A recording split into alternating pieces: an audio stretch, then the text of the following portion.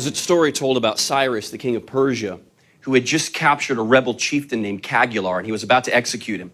But just before he executed Cagular, he asked him this question. He said, "If I were to save your life, what would you do?"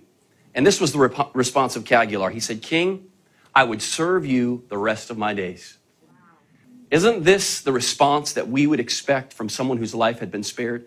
I mean, if I were drowning in the sea and you jumped into the ocean to save me, risking your own life to save mine, I would never forget it. I would always feel absolutely indebted to you. But my friend, Jesus not only saved us, he sacrificed himself in the process. That crown of thorns upon his head, the stripes on his back, the nails in his hands and his feet, it was all for you. He did that for you. How can we not feel indebted to him?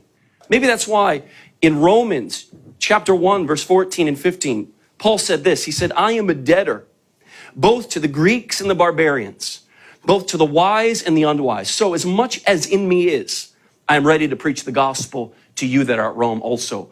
You see, Paul saw himself as one who had been shown great mercy by God. And that made him a debtor to the rest of mankind.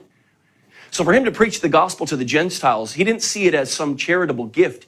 It was the only appropriate response that he could have to the amazing grace that had been shown to him by God.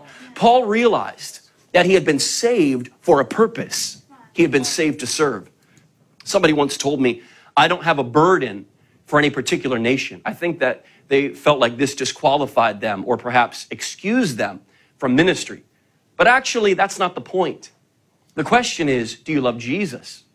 Because at the end of the day, if the burden we feel for people is our sole motivation for preaching the gospel or serving the Lord, then it's just another form of humanism anyway. You know, after Jesus had risen from the dead, he found Peter went back to his old occupation, fishing. And after cooking breakfast for Peter, Jesus pointed to one of the fish, and this is what he said. "Simon Peter, son of John, do you truly love me more than these?" And Peter said, "Yes, Lord, you know that I love you." And Jesus said, "Feed my lambs." I want you to notice something. Jesus didn't say, "Peter, do you love my sheep? Then feed my sheep." No, he said, "Peter, do you love me?" You see, Peter's ministry to the sheep was to be motivated primarily by his love for Christ, not by his love for the sheep. So here's the question. Do you love Jesus? That's the real question. And my friend, that should be enough to make us want to pour out our lives in service before our King. It's this ambition of love for Christ that reigns supreme over all others, including the desire to advance the kingdom of God or edify the people of God or even to reach a lost and dying world.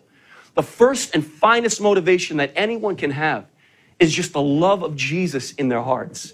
Love for the one who loved us so much that he poured out his own tears and blood and life to save us.